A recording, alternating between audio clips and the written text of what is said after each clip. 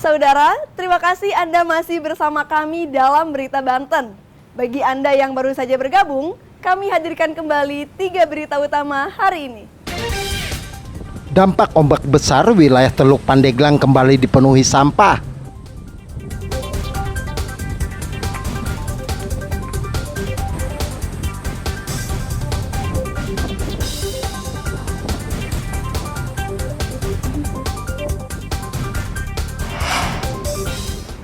Cuaca buruk, truk logistik tertahan berjam-jam di Pelabuhan Merak.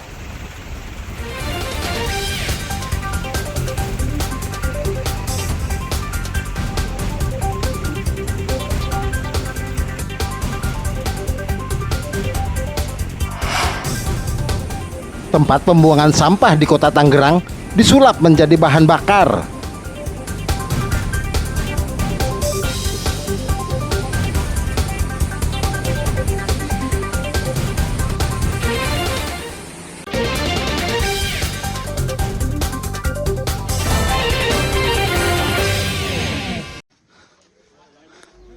Dua pelaku spesialis pembobol toko sembako ini sempat dihakimi massa saat baru saja ditangkap anggota Satreskrim Polres Serang di Jalan Raya Tambak, Pamarayan. Untuk menghindari amukan massa, kedua pelaku langsung dimasukkan ke dalam mobil. Pelaku ditangkap saat baru saja membobol salah satu toko sembako yang berada di Kecamatan Kibin, Kabupaten Serang. Saat hendak kabur, anggota polisi yang melakukan patroli mencurigai mobil pelaku yang membawa muatan sembako dan melaju dengan kecepatan tinggi.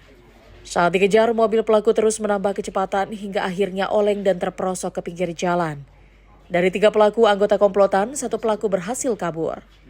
Pelaku biasanya merusak kunci toko sembako yang dibobol dengan menggunakan linggis.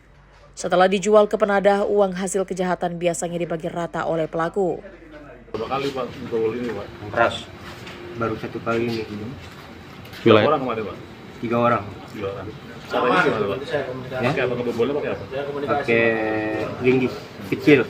Terus sebelumnya sudah dimonitor siangnya bagaimana? Kurang tahu juga itu Pak.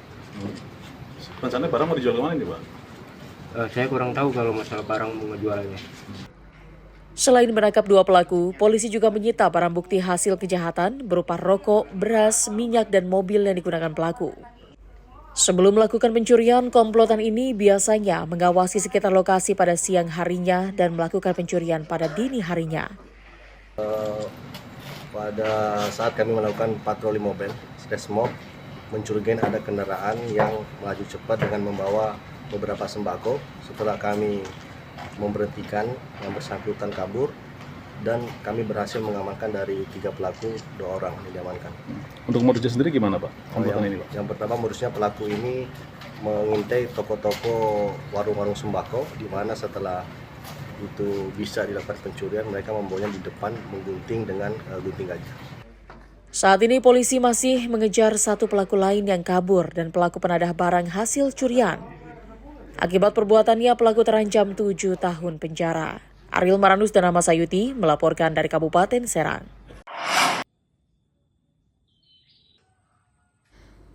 Seperti inilah aktivitas keseharian Saidi Pratama, seorang pemuda penyandang disabilitas warga kampung Cikeyep, Desa Gunung Anten, Kecamatan Cimarga, Kabupaten Lebak.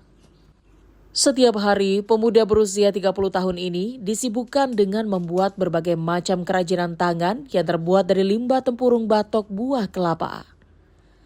Beberapa jenis kerajinan yang dibuat diantaranya cangkir, gelas, asbak, pipa rokok, gantungan kunci, dan beberapa kerajinan lainnya.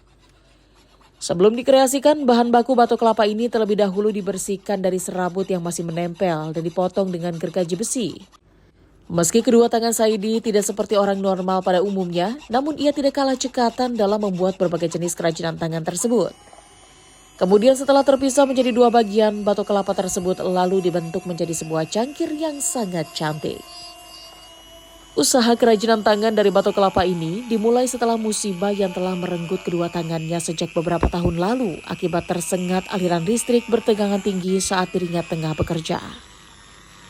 Pada saat kejadian itu, dirinya sempat terpuruk dan hampir putus asa. Namun berkat dukungan keluarga serta para sahabatnya, kini Saidi mampu bangkit dan bersemangat dalam menjalani kehidupannya. Dalam sehari, ia hanya mampu membuat 1 hingga 2 buah kerajinan tangan karena keterbatasan peralatan. Proses saya membuat ini itu dari teman saya. Teman saya bawa bahan seperti ini. Nah, bahan kayak gini saya minta satu. Nyoba-nyoba. Kalau nggak salah pada tahun 2019 saya mencoba bikin gelas kayak gini. 2-3 hari nggak selesai. Kayak gini bahannya nih. Bikin gelas kayak gini. Yang nyari kelapanya ini Akang atau siapa? Saya sendiri ke kebun, nyari ke kebun. Sekitar jarak 2-3 kiloan dari rumah. Dikumpulin, Kumpulin. beli atau gimana Kang? Ngumpul aja di kebun orang. Gitu. Kang, dalam sehari suka dapat berapa itu dari ini bikin kayak gelas gitu? 1-2 pieces. Saidi berharap pemerintah dapat membantu modal demi kelancaran serta menunjang usahanya tersebut agar lebih maju dan berkembang. Ariel Maranus dan Sajiwa Pratama melaporkan dari Kabupaten Lebak.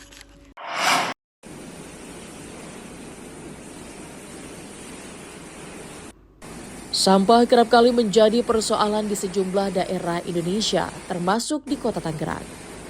Dari data yang ada, volume sampah rumah tangga di Kota Tangerang dalam sehari mencapai 1.500 ton. Jumlah ini akan terus bertambah bila tidak dikelola dengan baik. Guna meminimalisir penumpukan sampah di lokasi tempat pembuangan sampah akhir, Dinas Lingkungan Hidup Kota Tangerang bekerja sama dengan pihak swasta melakukan pembaharuan tata kelola sampah. Caranya, sebelum sampah masuk ke mesin Refuse Dirivable atau RDF, sampah dipilah secara manual. Selanjutnya, jenis sampah plastik dan rumah tangga masuk ke pengolahan mesin RDF sehingga sampah bisa diolah menjadi energi yang bisa menggantikan batu bara dan pupuk dengan menggunakan mesin Refuse Dirivable atau RDF. Sampah harus bernilai ekonomi, tidak hanya dibuang tapi dimanfaatkan dengan mengubah sampah menjadi energi sehingga memiliki nilai ekonomi. Karena nilai kalori sampah hampir sama dengan nilai briket batu bara. Pusat daur sampah ini terletak di pembuangan sampah akhir Rawakucing, Neglasari, Kota Tangerang. Sejumlah sampah yang bisa diolah yakni sampah anorganik berupa plastik dan organik kecuali besi dan kayu. Dinas Lingkungan Hidup Kota Tangerang mempunyai 3 mesin RDF. 1 mesin RDF ini mampu mengolah sampah hingga 25 ton per hari sehingga bisa mengurangi sampah rumah tangga di Kota Tangerang. Untuk 2 mesin kita untuk mengolah sampah baru dan 1 mesin lagi terpersiapan untuk sampah-sampah lama. Olahnya sendiri kan dilihat ada 2 hasil nih Pak. Mungkin bisa disebutkan hasilnya apa aja? Hasil yang pertama itu berupa RDF yang dari anorganik, hasil yang kedua yaitu dari organik itu berupa pupuk. Nah, pupuk ini ya nanti akan kita bagikan kepada masyarakat secara gratis. Pembaharuan tata kelola sampah sebagai salah satu solusi untuk meminimalisir sampah rumah tangga serta menumpuknya tempat pembuangan sampah akhir Rawakucing yang nyaris penuh. TPA Rawakucing di Kota Tangerang telah beroperasi sejak tahun 1992 silam. Berdiri di lahan seluas 34,8 hektar yang menampung sampah dari 13 kecamatan dan 104 kelurahan dengan rata-ratanya mencapai 1.500 kubik sampah setiap harinya. Ariel Maranus dan Taufik Saleh melaporkan dari Kota Tangerang.